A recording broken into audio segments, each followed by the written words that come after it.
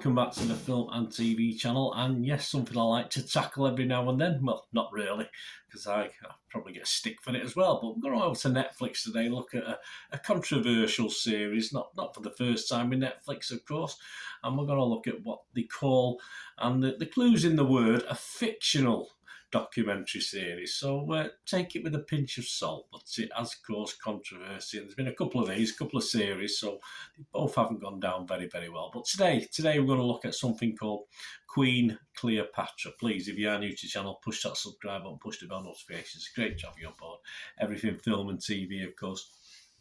Information, blogs, reviews like this one, tentative review on this one. I'm afraid, yes, I have to look at this in a sort of slightly different way to perhaps historians are looking at it, that's for sure. I want to be entertained. I'm not really that bothered about realism of characters and who portrays them, so probably different to a lot of people's views. I certainly are on this one, where I'm a bit middle of the road, but we'll talk about that. Please, if you are pushing buttons, you can press that little like button as well. And try and be honest, I try and give other people's opinions as well, so it's not just all about me, it's what other people think as well, so you can push that like button. I'm trying to get a minimum of 10 likes, not a massive target, so you can help me towards that.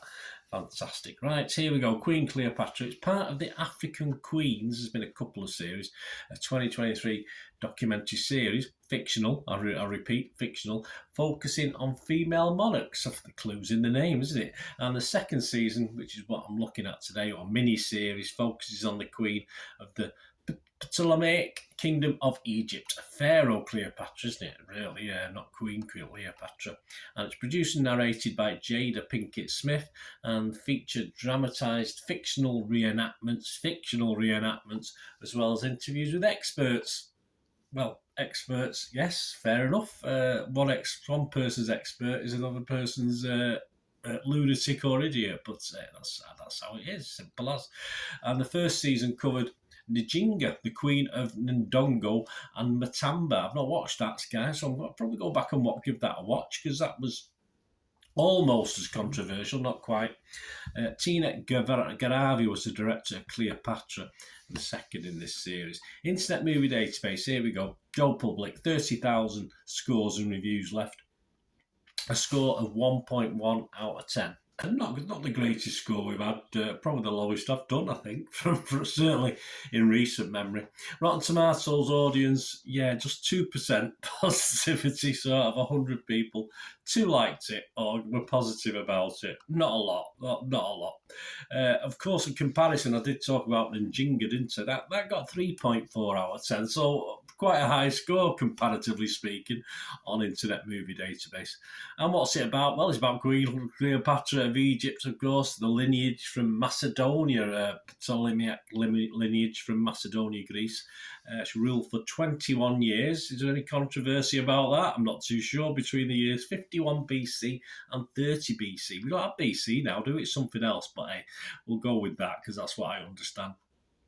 And ending with her suicide. Is there any controversy about that? I'm not too sure. It stars Adele James as Cleopatra, Craig Russell as Mark Antony, John Partridge as Julius Caesar, James Marlowe as Octavian, and Andrea Critchlow as Arsinoe. Rotten Tomatoes, their critics. Oh, are they any better? Are they any better than the public? Not a lot, no. 13% though, so we're into double figures. 13% of 8 critics, so basically one thought it was okay. An average rating of just 1.25 out of 10. Hugo Rifkin from The Times, let's have a look at what some of them had to say. He's from The Times here in the UK. He was rotten on it. These are all rotten. As a pure drama, it would have been absolutely no worse than plenty of other things, albeit not good ones. It's a drama, it's fictional. Remember the word fictional. Anita Singh from the Daily Telegraph here in the UK was, of course, rotten.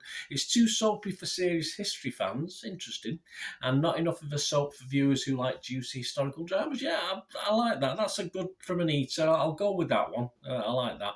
Roger Moore from Movie Nation website said the script set up a thesis that she was an agent of her own destiny, not just swept along with it, that she was accomplished, learned and cunning and black, and never quite closes the deal. Yeah, there we go.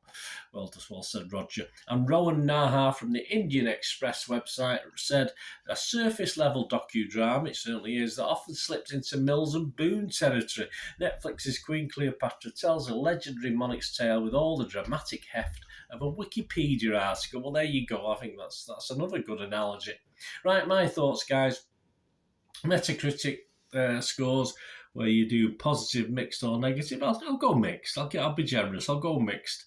Rotten Tomatoes, rotten or fresh. I have to go rotten, unfortunately.